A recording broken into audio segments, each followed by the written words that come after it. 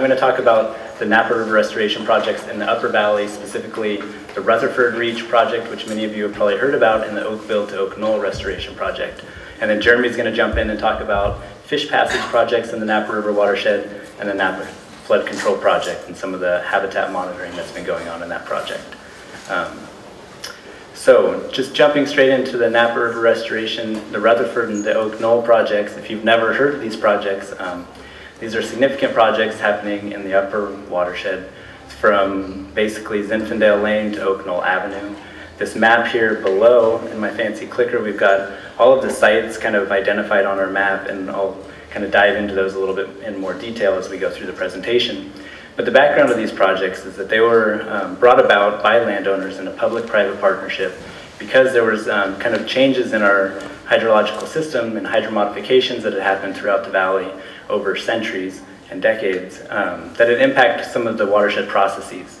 And some of those are urbanization, the building of levees, the construction of dams in the upper watershed, just drainage changes on the valley floor, and the elimination of kind of channel complexities, so secondary channels. Basically, we had homogenized our system and created a single channel through the Napa River.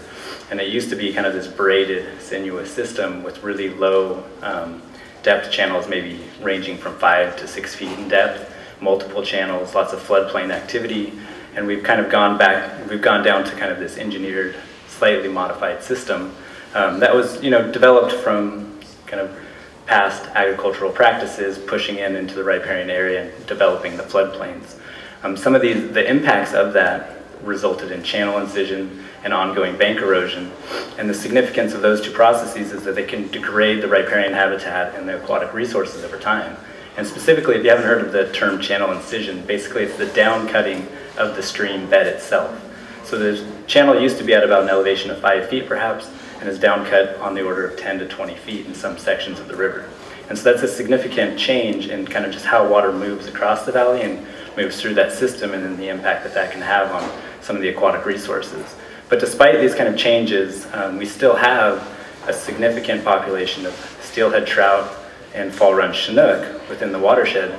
And those are really important resources that we're trying to kind of enhance the habitat for and bring back the populations and kind of recover those species to a point where they might one day be thriving in greater abundance than they are today. So, maybe.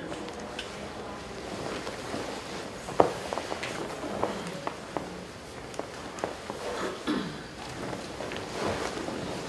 we stalling again? Maybe.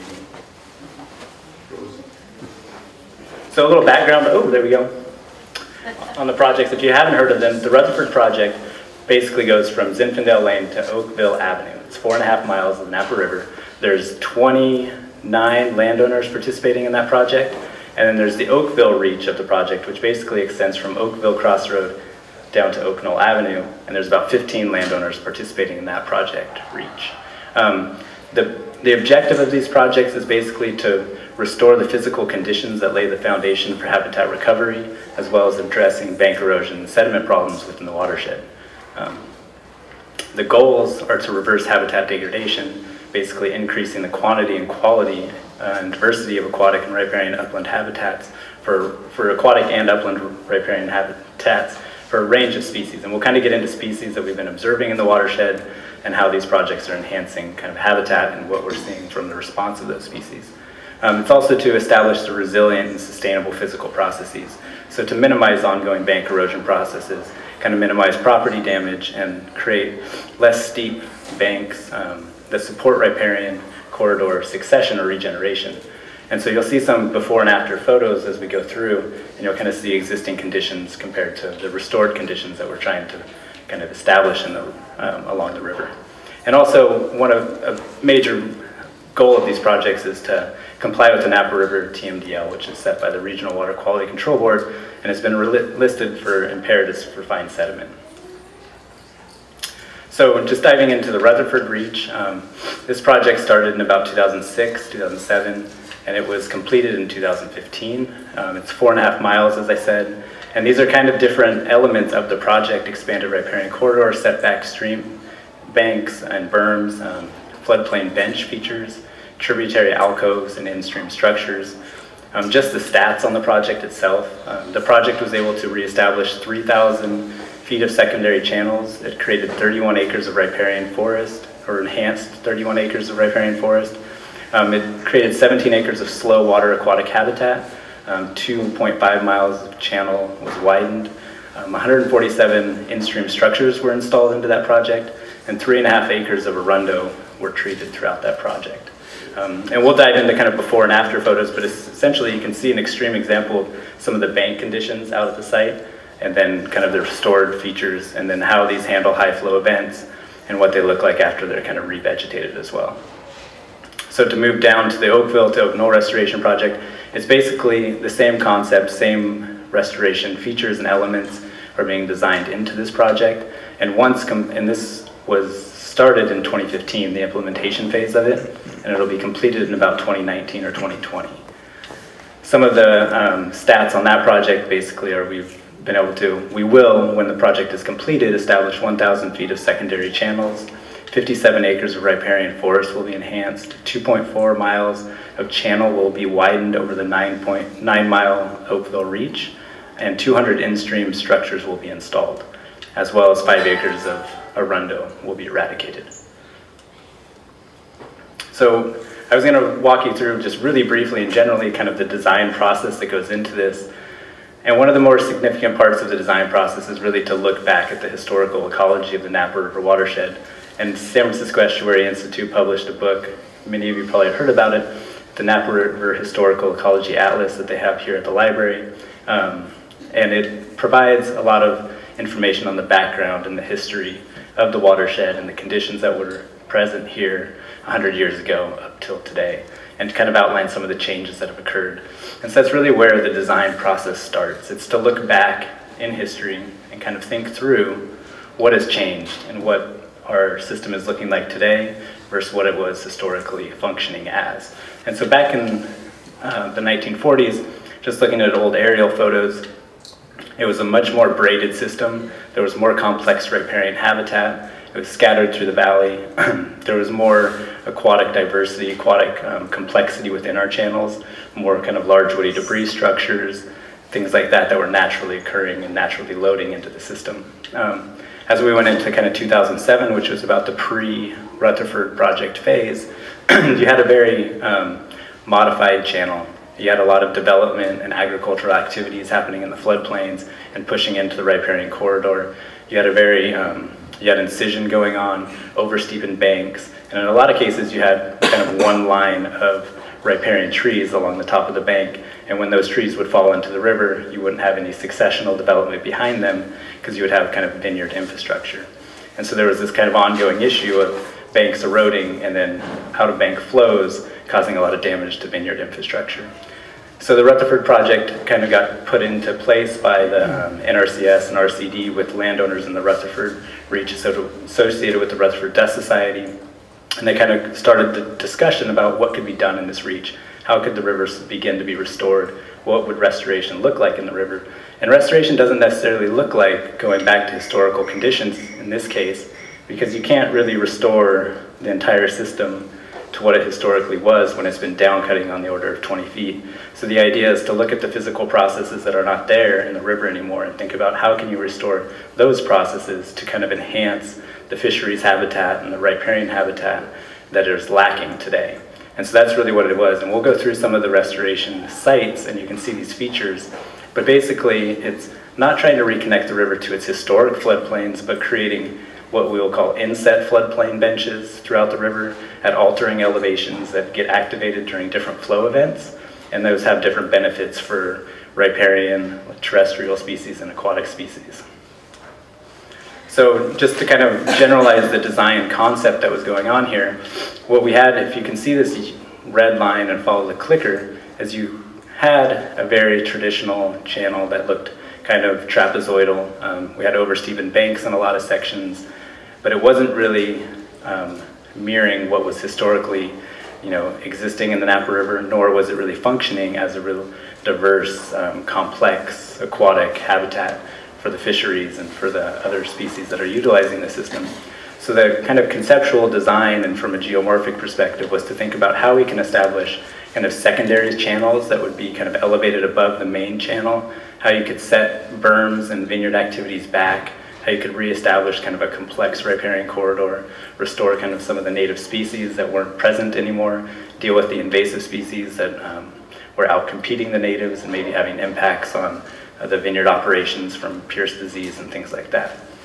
So basically the concept was to take this channelized system and restore some of the sinuosity by creating kind of expansions and contractions within the channel by setting these floodplain benches throughout the system and widening at certain points and trying to remove glides and restore kind of the riffle pool morphology, which is really important to kind of how fish and aquatic resources move through the system, specifically Chinook and Steelhead. They need kind of these riffles and these pools in order to go through their different life stages. Pools for summertime, riffles in order to go through the spawning period. So the video is not working, which is fine, but basically what the video would have showed us, it would have showed us this, it would have been a hydraulic video showing us flow conditions where this red channel is, which you would have seen a lot of high velocities going through the center. And it would have been a heat map showing all these kind of erosive forces going towards the bottom of the channel, and then showing kind of restoration conditions where you have these banks being widened and set back into secondary channels, and you'd see flows breaking off from the main channel and going into these secondary channels and reducing the velocities in the main channel. But that's fine.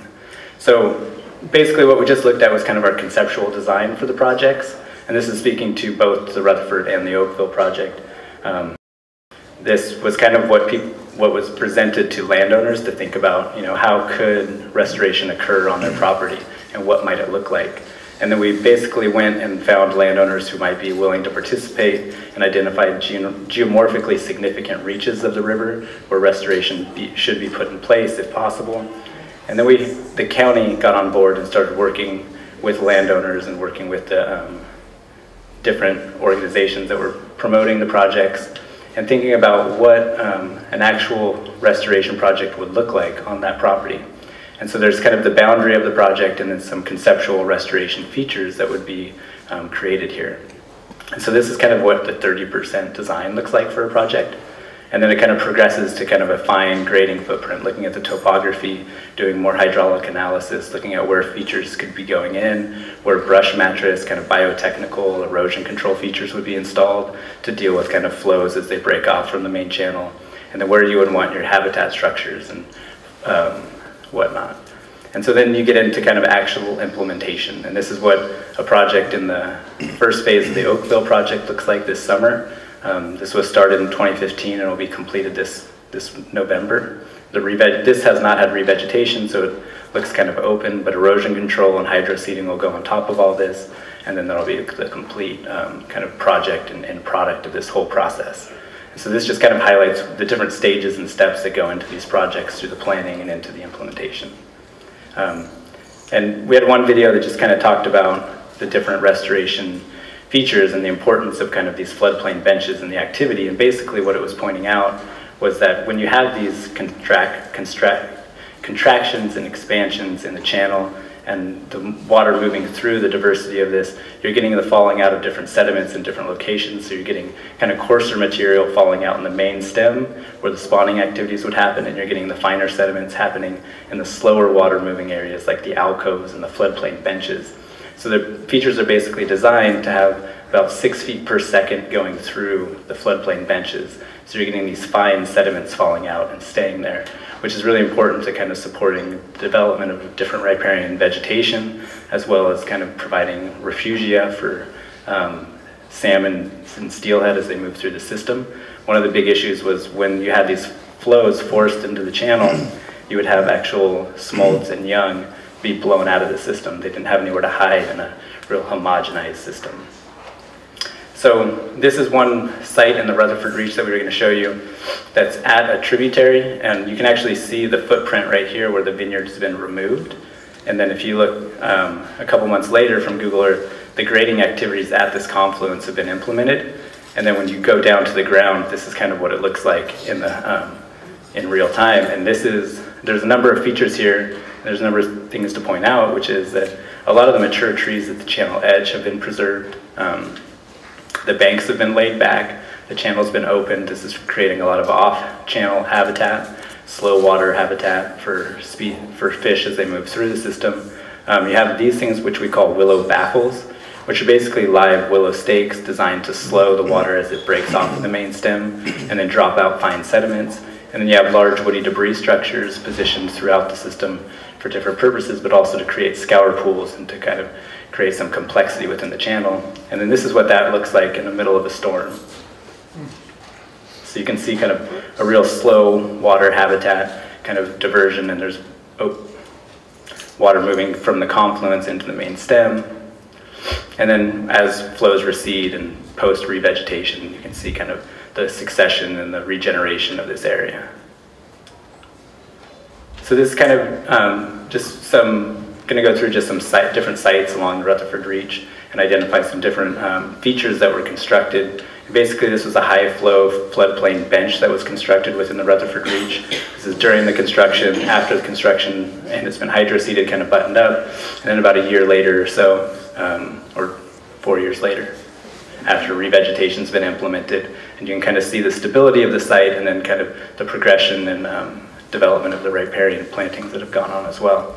The one thing to note here that we'll point out a little bit later when we start talking about some of the species that we saw, this was actually this project site was redesigned during construction because this tree was identified as having a Swainson's hawk nest. And it was actually the most northern sighting of a Swainson hawk that had ever happened, so it was kind of a unique thing. And you couldn't impact that tree because Swainson's hawk will actually come back and nest in those trees year after year.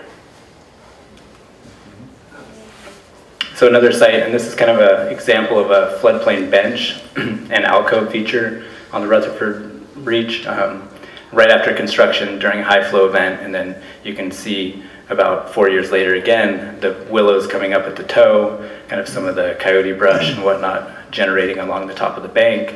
And so just the progression of the site as it kind of evolves and kind of the benefit of this process for the whole river. And then just another site in the Rutherford Reach, you can see pre-project conditions. There was actually a vineyard here before the project was going to be implemented, kind of after the project during a winter flow event, and then 2 years later, kind of the regeneration again.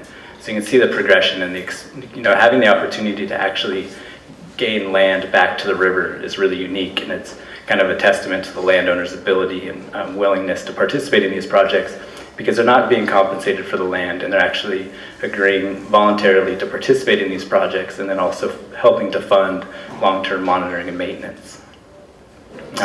So just a time-lapse video of one of the sites. It's kind of interesting to see what it looks like in the winter before a storm event during kind of a moderate flow, and then as the storm kept going, the entire site kind of filling up. And you can see some really slow water conditions, not any significant flows going through and eroding banks or flood damage occurring, because we've kind of controlled that whole process in that reach. So moving downstream into the Oakville to Oak Knoll Reach, this is the first phase of construction in the Group A sites. This is pre-project conditions, and what you don't see here is this whole kind of floodplain bench pre-project was actually all arundo. So if you're not familiar with arundo, it's a giant reed, it's really invasive. It clogs waterways, can kind of choke out channels, and this was an example where there was about 1/4 of an acre of arundo developed on this floodplain bench that was removed before the project even began.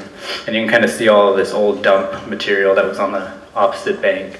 So all this material was pulled away, and this is basically the same photo from the same perspective a couple months later while they were working on the east bank, or the east side of the river. And then this is the west side of the bank. And so kind of progressing through the construction phase until you get to kind of this final footprint, where there's this main channel going here, there's this new secondary channel coming through what was kind of a remnant floodplain that was kind of disconnected from the main channel. It kind of set probably at a 5-year flow elevation, and now it's been kind of moved down to a 1.5-year flow elevation. So another example of, this is Yountville Crossroad right here, just to get you spatially put in place. And this is 3,000 linear feet on the Treasury property, the Behringer property. And this is the example of, they pulled out about 6 acres of vineyard to allow this project to happen. And that's a significant contribution to the river and to the project. And this is kind of in construction at the moment, so if you cross Yountville Crossroad, you'll see a lot of activity out there. And this is basically when they're pulling apart an old berm that had been put here by the previous agricultural owners that had failed in 2005 and a couple times. And it was basically a rip-wrapped, non-engineered berm. And so here you can see it's pretty much been pulled apart. All this rock has been crushed on site. And there's going to be alternating floodplain benches developed through this entire site. And then the interesting thing about this Project Reach is that next year, a private family put 15 acres into a conservation easement. And the majority of that is within the restoration project. And so there's actually going to be alternating floodplain benches and wetland complexes constructed on the east side of the river that actually work in tandem with what's built on the west side of the river. So it's a really unique opportunity to mirror basically what is the Yountville Ecological Reserve. So this is Fish and Game's property, and to expand kind of the complexity and the width of our riparian corridor through that reach. So just to kind of highlight some of the species that these projects are being done for, one of the main ones is kind of steelhead trout and Chinook salmon. These are smolt that were pulled out from the Project Reach during dewatering phases. And then these are kind of findings of carcasses through the reach during monitoring of high flow events during the winter. But these are some of the habitat structures that are constructed in the project. So any trees that are removed from the site are actually salvaged and then placed into the river to create large woody debris structures, to create scour pools and to provide cover for salmon as they move through the system.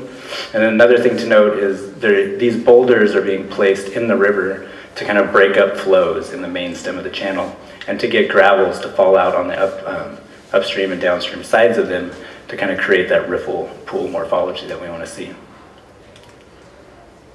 Western pond turtle is another threatened species that we're kind of looking at and thinking about as we design these projects. And they're identified a lot in the project reaches. They're pretty active throughout the Napa River. And one of the sites that we actually have in our next phase of construction is an old irrigation pond that the landowner is no longer using that's adjacent to the Napa River. And so they're actually donating this pond footprint to the project, and it's going to be connected to a small tributary on the upstream side, and then a high flow swale will lead back into the river. But this feature is going to have habitat structures that are basically meant to be basking habitat for western pond turtle, which is actually a real unique opportunity for the project to kind of diversify the types of habitat that we've been targeting during the restoration efforts. A lot of it's been focused on fisheries and steelhead and in-channel habitat, so this is kind of a unique opportunity that you don't get to see a lot. And then one of the things that we've been seeing a lot in the entire watershed, but also within our project footprints, are the establishment of beaver dams and just the beaver activity throughout the whole main stem of the system. And we're seeing kind of each year more and more of these beaver dams being set up, which just speaks to kind of the population's expansion throughout the whole system. And so we monitor these. There's no maintenance done on them. They're left in place.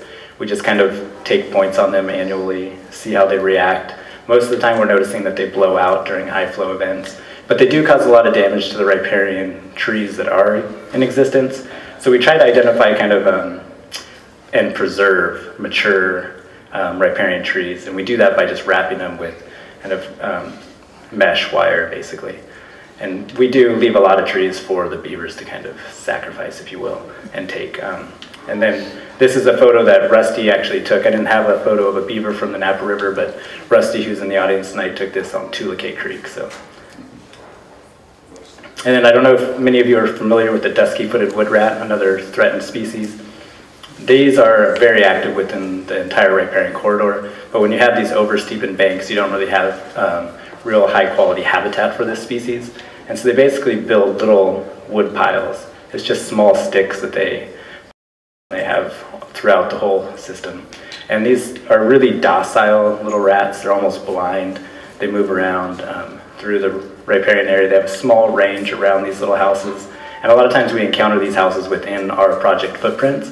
And the interesting thing is they can actually be disassembled and moved outside of the project footprint, and the rat will actually come find everything by scent and just reestablish the little house. So. And then just kind of speaking to some of the other terrestrial species and the habitat that we see. These are just all sightings that have happened out on the river during kind of construction or planning or monitoring phases of the project. And at kind of the will of Fish and Game, we've started building these little slash piles or upland terrestrial habitat structures. And we're kind of interested to see how they start functioning. But basically the concept is that in these upland areas, after you do grading and before the riparian trees mature, you have a lot of, there's not very much cover on the site.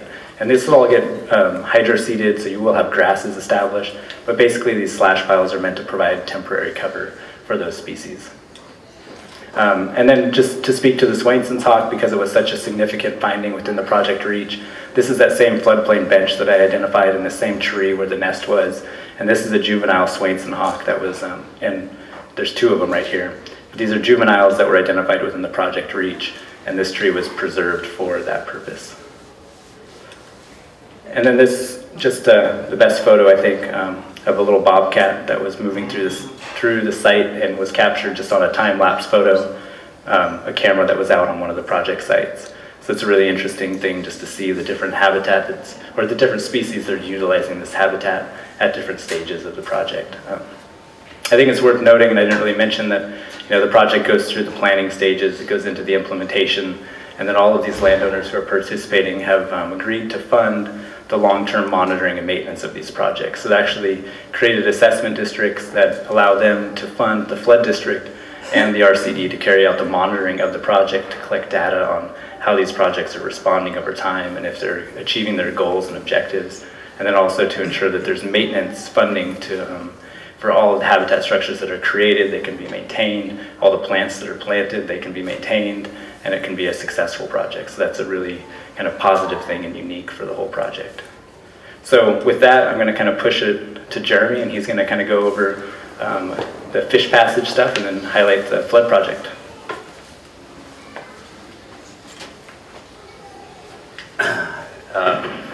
Jeremy Serrell, Watershed and Flood Control Resources Specialist at Napa County Flood District. It's good to see a couple familiar faces out there and even a former employee, Mike Forte. Right over there, great guy, did a lot of work for a long time. I had to call out Mike. So anyway, I kind of wanted to begin my little section of the presentation here and kind of take it back to the watershed scale, because the county, the Resource Conservation District, Friends of the River, all these groups are really kind of looking at restoring the Napa River watershed on a lot of different scales, from the 50,000 foot level down to the project by project level. And you can really kind of get a sense of we're really working all up and down the watershed by just some of these larger projects like the Rutherford Project and the Knoll project, which Sean just spoke about, but also other projects like these fish patches projects I'm going to briefly mention, which really kind of bracket some of these longer reach-wide projects. So just a really quick brief overview of a few of them. This is one of our most recent ones. Us being the county, usually there's a nexus in that we have a failing bridge or some type of infrastructure. And it being on the Napa River, one of the tributaries, and the myriad of wildlife that's associated with it, there's also an opportunity usually there to restore fish passage or create habitat that's, or enhance it that's been degraded. And in this case, this is up in Calistoga, right on the boundary between the city and unincorporated Napa County on Greenwood Avenue. And you can see this is, if you just Google fish passage project, you're gonna see something like this. This is a classic example where you have a road crossing here. This is a 15-foot diameter culvert, probably one of the biggest culverts I've ever seen. Didn't realize they even made them this big, but it's perched. And effectively is a complete barrier almost 90% of the time for fish to get up to really kind of the upper part of the Napa River, the remaining like 3.5 miles of the river. And we identified this, and many other fish barriers actually have been identified and either remediated or are waiting to be remediated by the RCD, which has done this watershed-wide analysis of these fish passage barriers. But this one in particular, we had some funds from the California Coastal Conservancy, from the EPA, and then the county kicked in a bunch of money too, because obviously they wanted to replace this. I don't have a picture of it, but this whole thing, luckily, the year before it blew out, we had already gone into the planning phase and we had secured funding to replace this thing. But I think it was in the winter of 2014, this whole thing got swamped. And on either side of this culvert, all that fill you see got completely blown out, and we had to shut down this crossing, and a bunch of people couldn't get to their houses. We had to build a road to get in there. It was a bit of a mess, but luckily we knew that next year we were going to replace this thing. So voila, 1 year later, we have a full free-span bridge, which not only did we put in a free-span bridge, but we created these, as Sean mentioned, these kind of riffle pool sequences to kind of help steelhead and other native fish really kind of get through here on a range of flows, whether high flows, low flows. And we also had this really cool special status invertebrate called the California freshwater shrimp. These things are quite rare. If you look them up, they're perhaps only found in Marin, Sonoma, and Napa County, maybe some other places, but that's the only place they've been documented. So it was a big deal that we found these. Created a little bit of headaches because they're fully protected, meaning that you can't impact these things at all. So we had to kind of be very cognizant of these during construction. And we also made habitat structures just for the shrimp. And there are these things that we call lunker boxes, which kind of sit down right at the bed of the creek, and they create these undercut bank areas where the shrimp can kind of hide from predatory fish. This is the project just a year after, recovering, looking like a good, healthy section of the Napa River once again. Another fish passage project, many of you might have been familiar with the Zinfandel Lane Bridge. Really, one of the great historic old stone arch bridges in Napa County. Napa County's got a lot of these, built in 1913. A lot of people, I'm sure a lot of people have lived here for a long time, and the Register used to do an article, and usually about November when the fall run Chinook would come into the Napa River watershed, and they'd move up into the spawning reach of the Napa River, say the Rutherford Reach, the Oakville Reach, and they would hit this barrier if the flows were kind of low. And this is a picture of a fall run Chinook trying to get over the apron of the Zinfandel Lane Bridge, and they would literally kind of go up here, land on the concrete, and tumble back down. And it was, you get kind of a crowd sometimes watching these, you know, like trying to cheer the salmon on to get up past this barrier. And sometimes it'd be successful, sometimes not.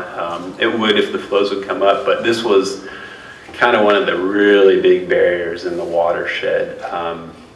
But like other projects, we seeked funding. The RCD did some preliminary work along with the Army Corps of Engineers, and through Napa County and some grant funds, again with the California Coastal Conservancy, we were able to make this passable to fish again. Again, it had some kind of complex issues because it was a historic bridge, so we couldn't affect the bridge, but we had to kind of work within those confines, so we couldn't replace it. So we really just retrofit at the bottom of it. And it kind of has these two areas where the fish can go up, and one's a little more fish friendly. It's got these little curbs which kind of break up the flow for the little guys. And then it's got this for more high flow passage, but in essence the fish go up and down here anytime they need to. And it's this 60 miles. So when this was an effective barrier, say 70% of the year, 60 miles of spawning habitat. That's not just the main stem of the Napa River, but a lot of the tributaries like York Creek, Sulphur Creek were blocked. So this was a big deal.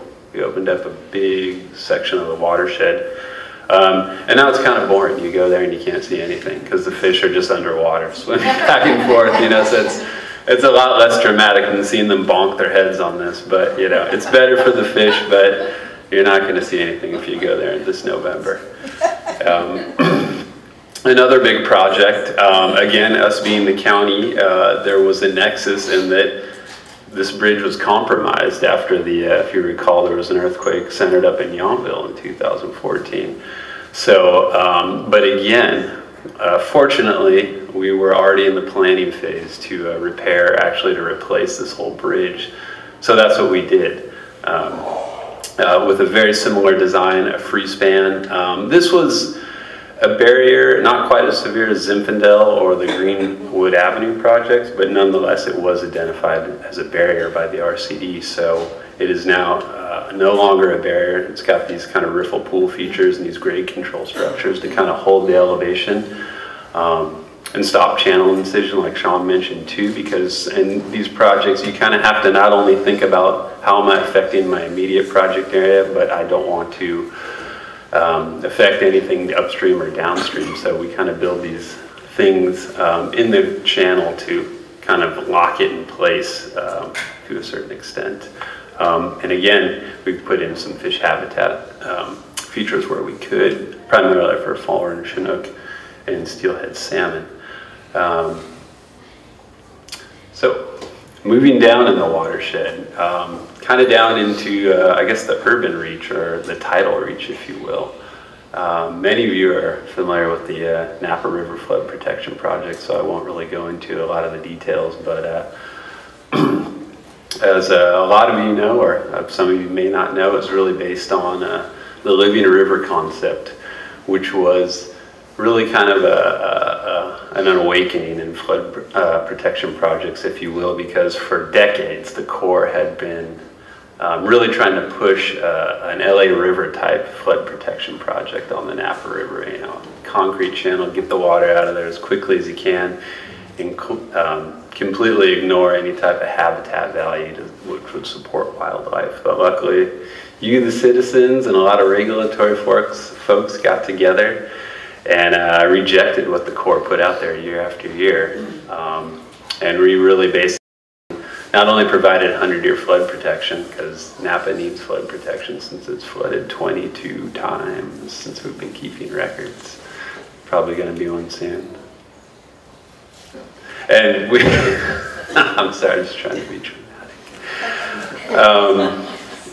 A lot of restoration elements of the flood project, one of which was not only to mitigate for impacts to the project, but also there is this just large restoration element to the flood project, which was purchasing and restoring over, if you count the floodplain terraces and some of the riparian areas, over 1,200 acres of, a big chunk of it was formerly, you know, these tidal kind of marsh wetland areas as you go from, say, Imola Avenue all the way down to the Butler Bridge where the 29 goes over the bridge. That whole area was all pretty much marshland and wetland habitat, and then had been reclaimed probably in the 20s, 30s, and so on, and had been farmed forever, and all that habitat had been lost.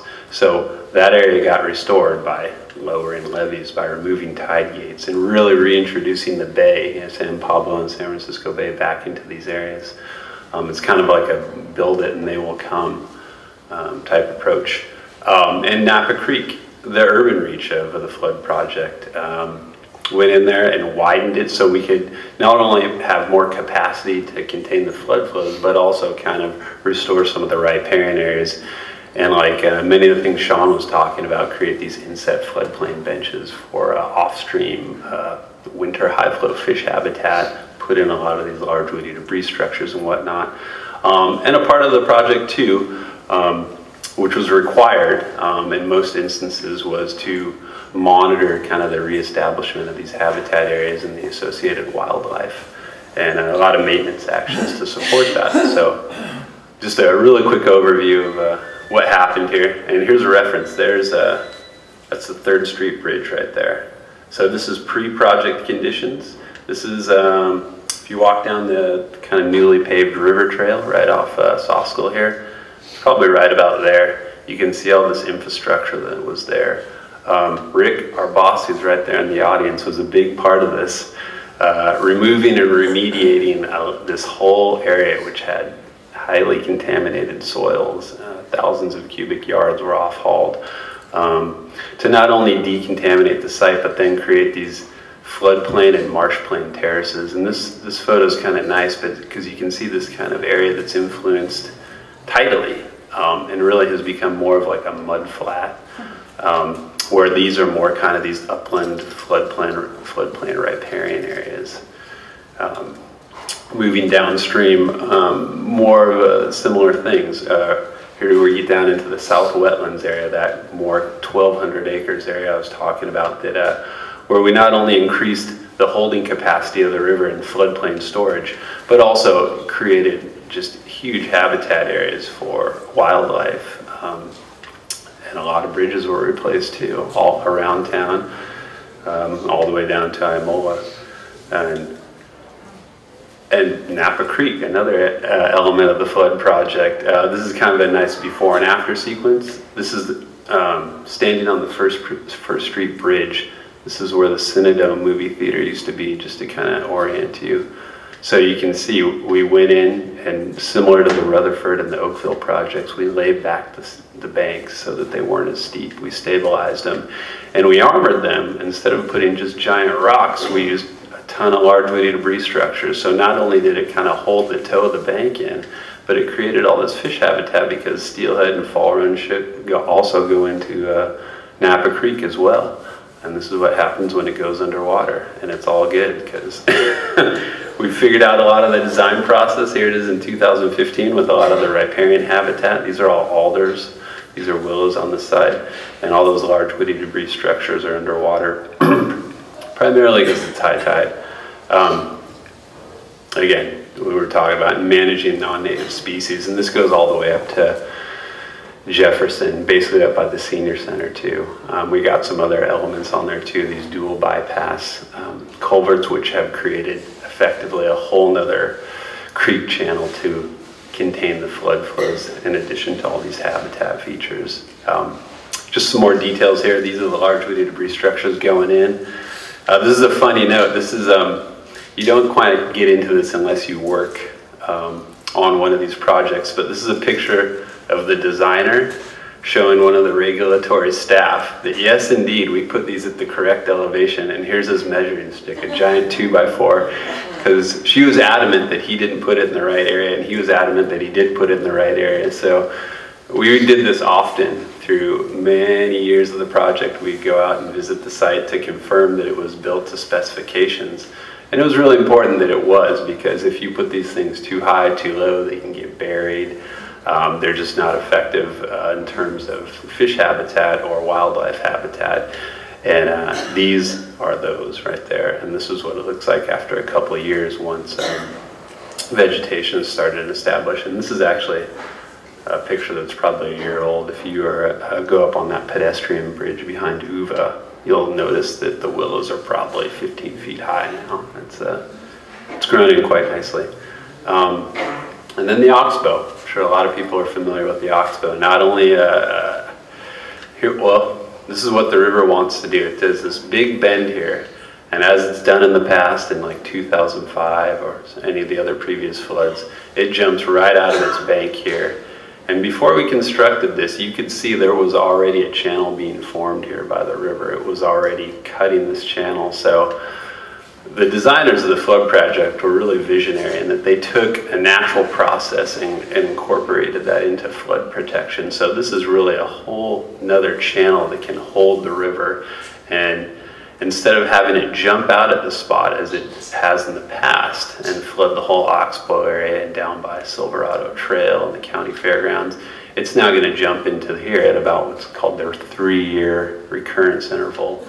And the river is going to not only go in its main stem channel, but it's going to go in this whole bypass area and re-enter the river right downstream of the First Street Bridge, which is right here, which is hydraulically a really complex place because you have the river coming in, and now you have the bypass coming in, and you also have Napa Creek coming in. So you kind of are going to start to get a big backwater effect. So not only is it a flood control channel, but there's some habitat elements here to support wildlife. There you go. There's some goals of the bypass. many species in what I call kind of the lower reach, which is really from about here to here, which is tidal influence. Many species of brackish water plants were installed to really support that kind of tidal nature of the river. But then as you move upstream, by about the Wine Train Bridge, it's more kind of an upland species profile, like a riparian profile. You can see, you know, poppies, lupin, oaks, these type of things. And it was really tricky because if we didn't get these plants in the right elevation, they would go underwater and just be drowned out. And if we got them too high and dry, they just wouldn't survive. So this was kind of an interesting phase for myself, at least, because I helped oversee some of the location of these. So every day, not every day necessarily, but we just kind of go out and observe the extent of the tide, and that would kind of give you your planting footprint. You'd kind of see, okay, where does that, you know, high tide, mean high tide point? You can plant up to about there. And here's all those plants going in, and here's the backwater effect that I was talking about. This whole area, the river starts to back up in here.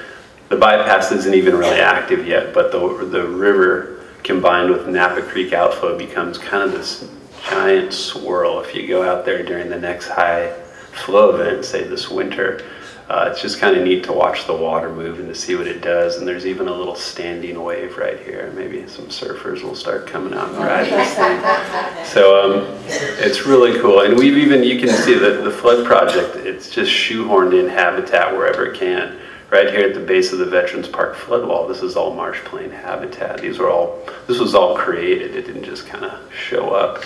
It was all planted, bulrushes, tules. These species, and they are thriving out there.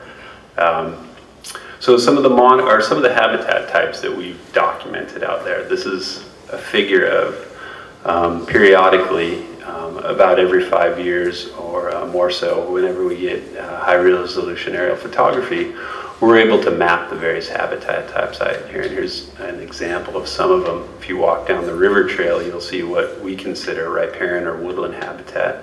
That's the Hat Street building right there, just to give you an idea. These are alders that are probably about 15, 20 feet high in some instances. There's native grasslands growing in between here. This is primarily Luminous trichlicoides, or creeping wild rye, or a rhizomatous grass, which creates this kind of nice oak savanna, grassland, woodland habitat. And as you move down in the river, you see a lot of marshland, which is kind of this purple color, and this purple, it's this orange color, and then you get a lot of mudflat habitat, which is perhaps my favorite type of habitat. It's underappreciated, and I should have put a picture of it in it, because it's really where you see the bulk of the birds. They're really, so we monitor the birds, we monitor the habitat types, the vegetation. This is just a screenshot. If you go on the Flood District's website, you can see some of the monitoring that takes place. We have several transects. Within those transects, we have 1 meter quadrants, and we sample the vegetation to see what's native, what's non-native, what's growing there. And we also have photo points if you want to kind of get an idea of what it looks like out there, looking from a north, south, east, west orientation. We do winter bird surveys to look at the migratory and the resident shorebirds. We manage a lot of non-native plants. Just a few key species in particular, trying to keep them in check. And kind of down on the fine scale, for about 10 years, we monitored a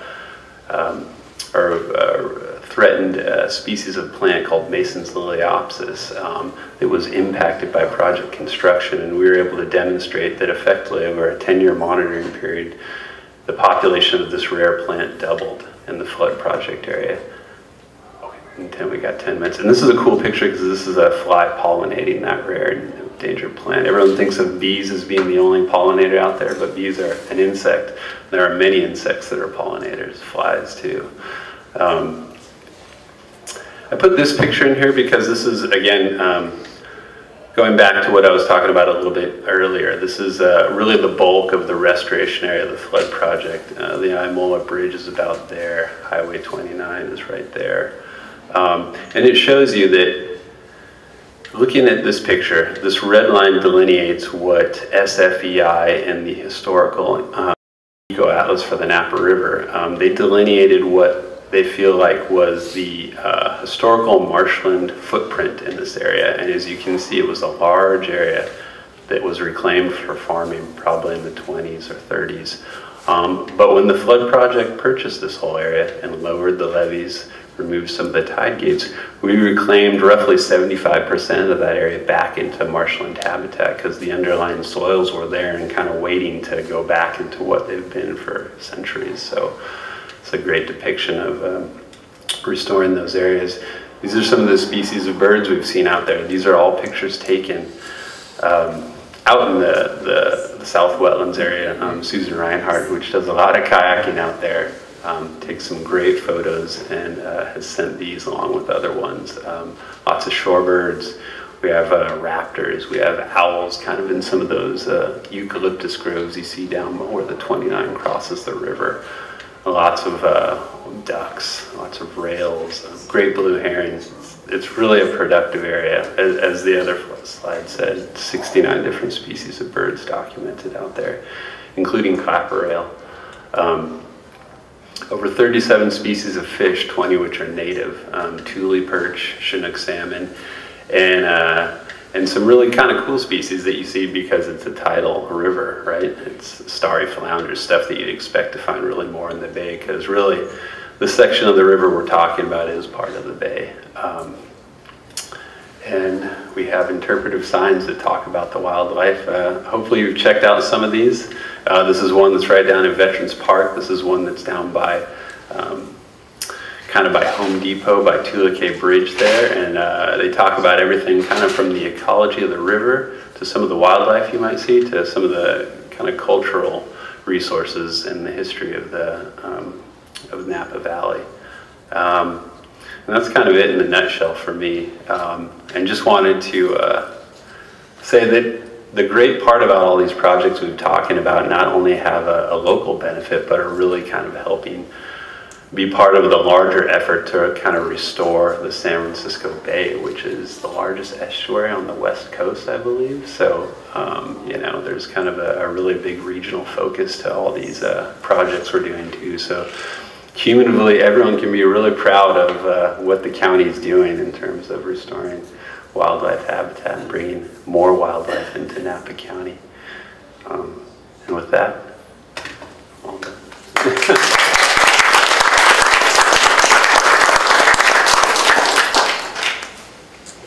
Does anyone have any questions for Sean or I? Is it true that people come from all over the world to find what we're doing here in Napa? Yes. It's yeah,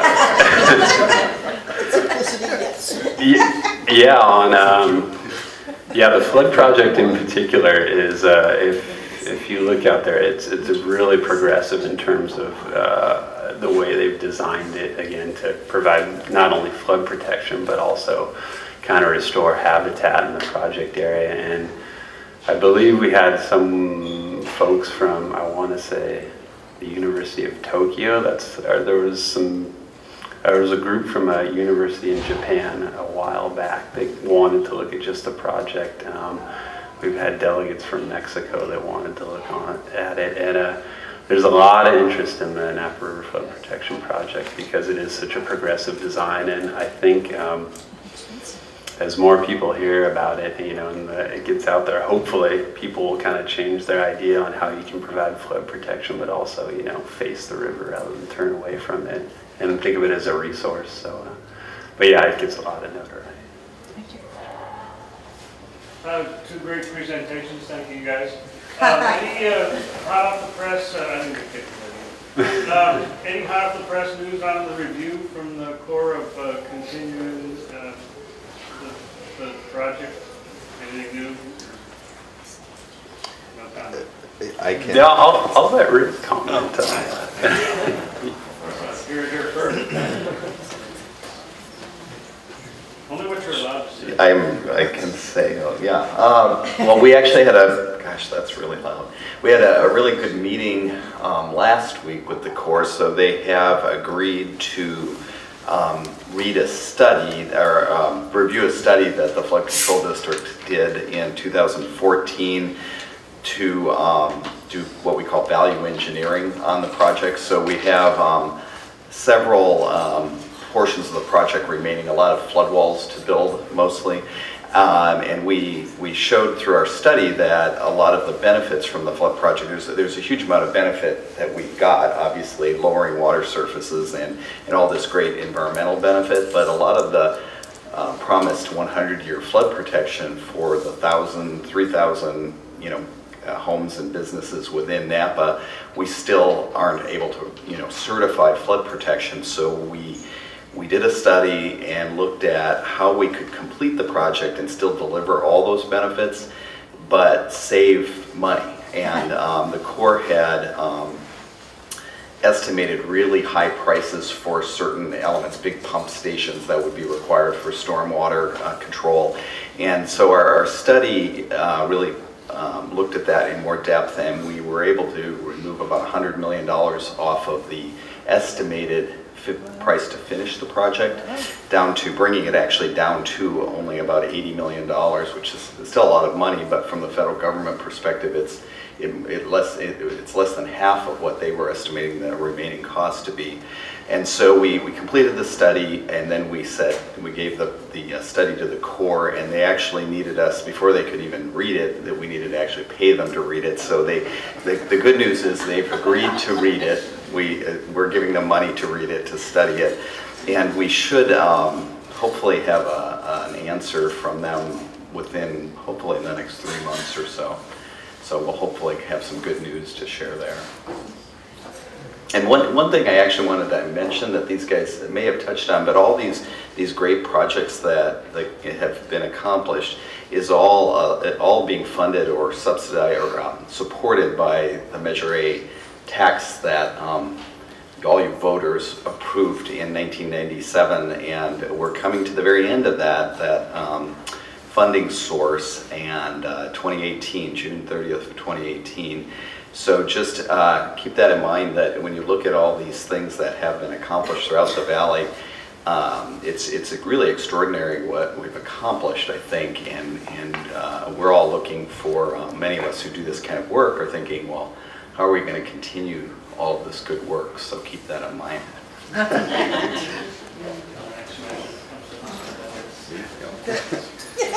We vote, the Bay Area voted for that other. Right. So how's that? Let's talk about that some more. Alameda first? And yeah, we did, the Bay Area at large approved Measure AA, which will be really great for the entirety of the Bay Area, and it's designed to look at protecting the Bay from the effects of climate change, sea level rise. The estimates are as much as 3 feet of sea level rise by mid-century. So the projects that'll get funded from that funding source, which is it'll generate about $25 million a year around the Bay, would be projects that would primarily be bay margin type projects. So a little bit like the South Wetlands area and below down, we have our eye on perhaps Edgerly Island and Milton Road as an area that could use some support. All the salt marsh restoration projects like that. So that funding would be primarily for the tidal reach of the county, but we'll make sure we get our fair share out of the Bay funding. You mentioned eradicating the Arundo. Specifically, how do you do it? No small. Everyone's got to get a turn. So the Arundo is beyond just those 2 projects as well. The flood district itself, we have a stream maintenance program that we administer and have permits to do Arundo management throughout the watershed. It's been a program that's been in place for 15 years or so that the flood district's been doing. When we do it today, the Arundo is cut and then it's all chipped out in the beginning of the summer, like June, July. And it's allowed to regrow until about late September, October. And then it's treated with an aquatically approved herbicide, just the regrowth. And it's at a very small percentage, and it's a very strategic and appropriate approach to that. There's really no way to do it without herbicide. You can dig it up, but the Arundo masses are just so large that your impact and your footprint becomes very big very quick. And how about the other non-native woody things like ailanthus? Yeah, so usually when we're managing those within the restoration, it's a cut stump treatment method. So you just cut it, and then it's usually a mixture of herbicide and water painted directly onto the cut stump. Yeah, we try and minimize the amount of chemicals that we put out there. That's why we just try and go for just the regrowth. You couldn't do it without some. Yeah.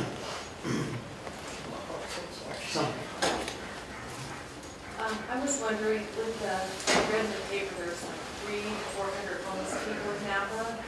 With that huge population living along the river, are you finding any negative environmental impacts with that? Yeah, a little bit, honestly, yeah. And if you've noticed, if you look over Imola as the new Caltrans crossing, and if you look kind of down onto the floodplain terraces there, you'll notice that we recently thinned out a lot of the shrubs, a lot of the coyote brush where they were setting up a lot of the encampments because we were having repeated issues down there with, not only them harming the habitat because it's getting trampled or they're kind of rousting wildlife out of there, but fires getting started and the fire department having to respond repeatedly, and other issues that come up with it. So, a little bit of an impact to, the habitat, but there's bigger issues there probably more than what the environment's suffering. So. What about the city of Napa was going to have larger boats perhaps dock at downtown area, and so if I'm not mistaken, the Army Corps of Engineers is going to dredge a large section of the river to deepen it. How would that affect the flood situation? Oh, well, it would help it. I mean, if anything, I mean, you're talking about deepening the channel, which is, increasing the capacity. And it's actually something that that we're going to be required to do. One of the kind of monitoring that isn't really, focused on wildlife resources is we have cross sections where we have to, survey the elevations and the bathymetric profile of the river because, the project was designed for a certain profile of the river channel there. So it'll get to a point, unless it just maintains itself and the sediment continues to move through. If we have enough sediment accumulation, not only for navigational purposes, we might, in the future have to dredge just to have that capacity so that we can provide for a 100-year flood event. But yeah, if Donald Trump can get his boat up, all the better. So no. Yeah, just to note though, the dredging is in the Federal Navigational Channel, and it's not actually going deeper than what the Federal Navigational Channel has been permitted for. So it's not deepening it, it's restoring it to where it has been maintained for navigational purposes. What would that depth be, out of curiosity? It depends what you're talking about. And it's about minus 10. It's designed to be, the channel was, the Corps has been doing this since the 1800s, so they have a swath of the river, and it's not the whole river, it's a 75-foot wide federal navigation channel from 3rd Street Bridge to the county line, and then it gets to be 100 feet wide below the highway bridge, basically.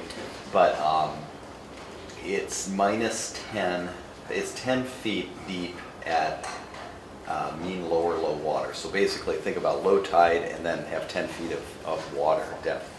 And it's for navigation purposes primarily.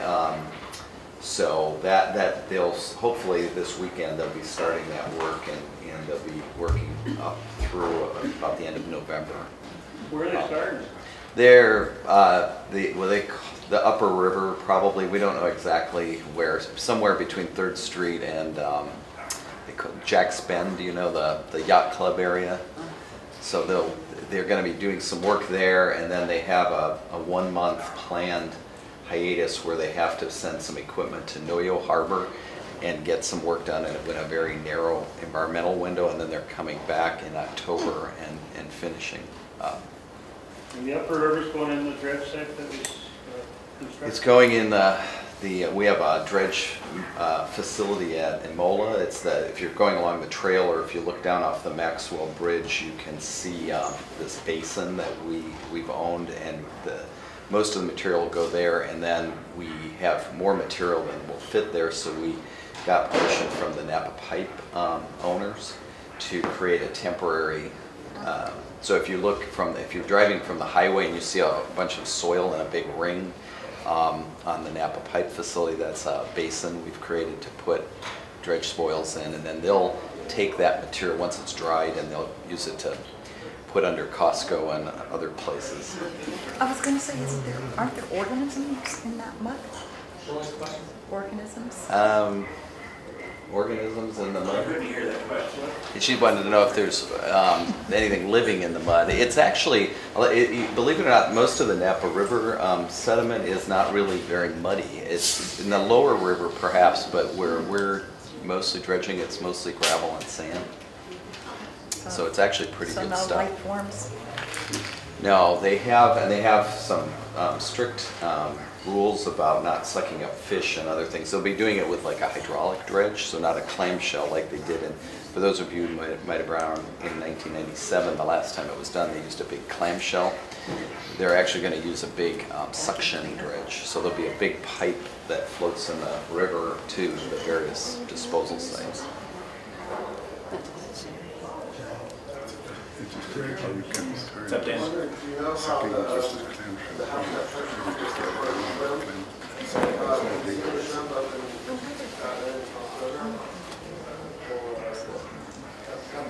Yeah, that's it. What's the question? The question was on the Greenwood Avenue project, fish passage project slide we showed.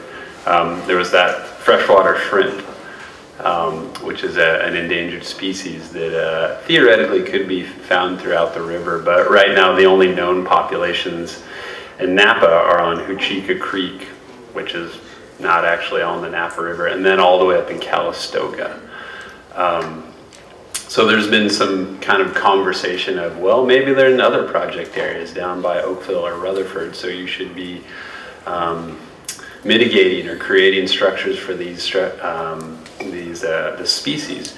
But we have continued to do surveys and looking to see if we can find these, to see if there would be any impacts that we should mitigate for or just avoid the habitat, and we haven't found any to date. And I think the primary reason is because they're fish food for any decent sized fish in the Napa River. They're just, you know, in a perfect world, it was just a food source for fall runner, steelhead, chinook salmon, or perch, you know, any kind of native fish. So we have a lot of other non-native fish, smallmouth, largemouth bass, striper bass. And I don't think those shrimp can really compete with those guys. They're pretty voracious predators. So only in these really areas that are perhaps isolated from larger predators do we have these isolated populations of freshwater shrimp. So yeah, nowhere outside of Calistoga yet. What about freshwater clams? Have you been finding freshwater clams where you're working? Yeah, actually there's a number of species, both native and non-native. There's a New Zealand mud snail, I believe, or that's mud snail. But yeah, there's actually, during some of these projects, during these fish passage projects, actually, I was one of the biological monitors when they were doing kind of the excavating. So typically they go and they dam off the project area, they pump the water out, and when we're lowering the water in the channel, we're netting all the aquatic resources out of there and we relocate them to an appropriate area, upstream or downstream. But you do see some invertebrates, both native and non-native, and yeah, we see a lot of these actually fairly large freshwater clams all the way up in Calistoga, so they're clearly freshwater. So they're pretty neat, but they're abundant.